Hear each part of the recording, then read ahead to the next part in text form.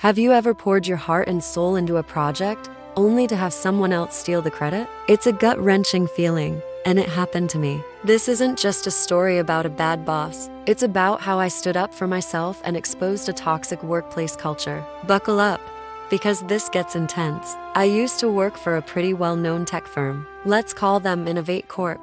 I was part of a small elite team tasked with developing a new software that was supposed to revolutionize our industry. For 6 months, I was the lead developer. I worked late nights, weekends, holidays, you name it. I wrote thousands of lines of code, designed the core architecture, and solved problems that had stumped everyone else. My life was this project. My boss, let's call him Mark, was mostly hands-off. He'd pop into meetings, nod along, and ask for status updates. He seemed supportive, but in hindsight, he was just gathering information. The day of the big launch arrived. The entire company, including the CEO and board members, gathered for the presentation. I was nervous but incredibly proud. This was my baby. I expected to be up on that stage, or at the very least, get a major shout out for my work.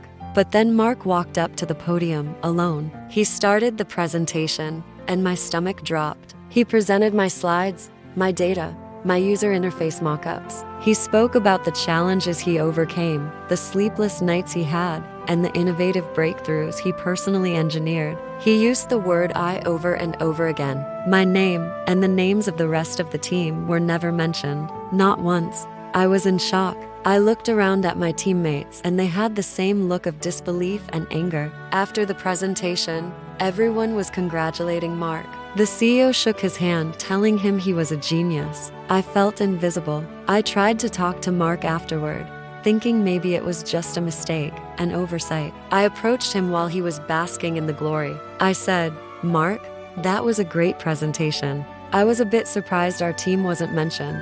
He just smiled, a cold, empty smile, and said, "It's about the company's success, not individual egos. We all played our part."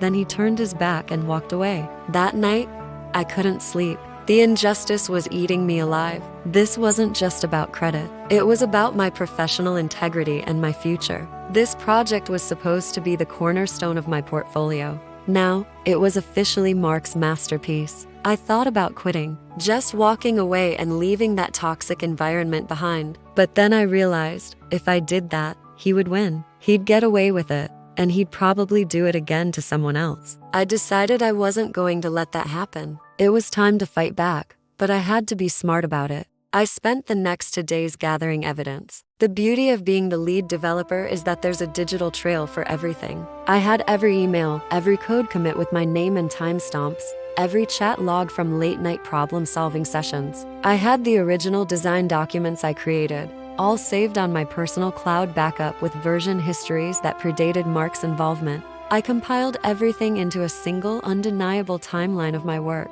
The evidence was overwhelming. It wasn't my word against his. It was a mountain of digital proof against his lies. My first thought was to go to our, but I had heard stories about how HR at our company always protected management. I knew I needed a different strategy. I needed leverage. So, I did something a little risky. I scheduled a meeting with Mark's boss, the vice president of our division, but I didn't tell her the real reason for the meeting. I just said I had some innovative follow-up ideas for the project that I wanted to discuss. This got me in the door. When I sat down in her office, I started by talking about the project's success. Then, I smoothly transitioned. I said, "I'm so proud of what my team and I accomplished, and I've compiled a detailed post-mortem and a roadmap for version 2.0.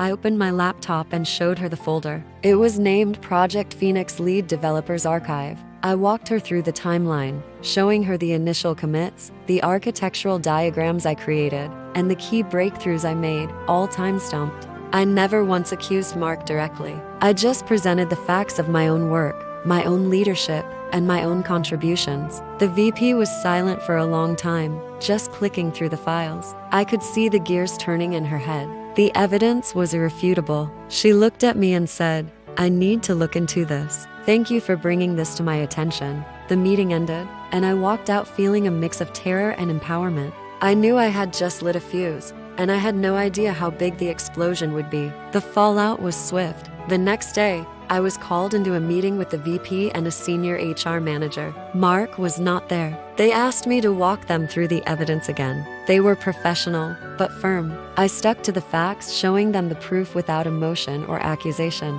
After my presentation, the HR manager simply said, "We take intellectual property and professional integrity very seriously here." A few days later, an email went out to the entire division. It announced that Mark was leaving the company to pursue other opportunities. That's corporate speak for he got fired. The email also announced that I was being promoted to project lead for the software's next phase. Later that day, the CEO sent a company-wide email. In it, he corrected the record. He publicly acknowledged my role as the architect and lead developer of the project, and specifically named the other team members who made significant contributions. He apologized for the initial miscommunication regarding the project's leadership. It was the ultimate vindication. Not only was the lie exposed, but the truth was broadcast for everyone to see.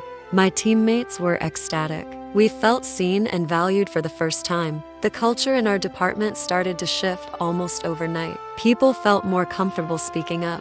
It was a tough, stressful experience, but I learned a valuable lesson. Sometimes, you have to stand up and fight for your work and your integrity.